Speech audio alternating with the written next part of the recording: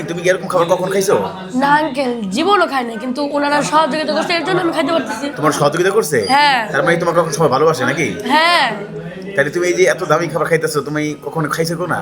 জীবনও খাই না, ওনারা সাহায্য করছে দেখে খেতে আমি খাইতে পারতেছি। দেখেন গাইস, আপনাদের সহযোগিতার কারণে মাহিন আজকে ভালো খাবার খেতে পারতেছে। আচ্ছা, তুমি যে এরকম খাবার কখনো যে কি কোথায় দেখছিলে এগুলা? এগুলো আমি অনেক টিভিতে দেখছি, তারপর হলো মোবাইলে দেখছিলাম, কিন্তু আমি আমার আন্টির বলছিলাম, আন্টি আমার দেয় না। আজকে তাহলে তোমার আন্টি যে খাওয়াইতেছে, তাহলে তুমি এই বিষয়ে কি খেতে চাও?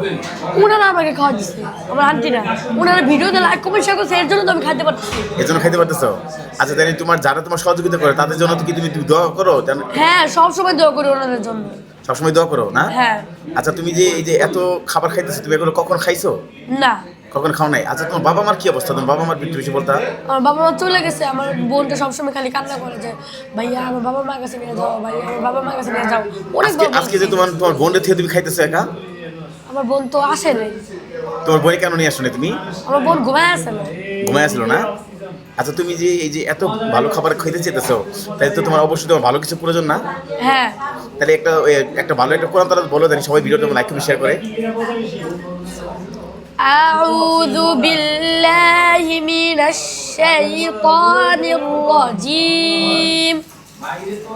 বিসমিল্লাহির রহমানির রহিম।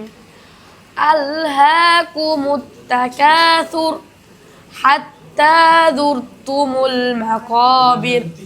كلا سوف تعلمون ثم كلا سوف تعلمون كلا لو تعلمون علم اليقين لترون الجحيم ثم لترونها عين اليقين ثم لتسألن يومئذ عن النعيم صدق الله العظيم.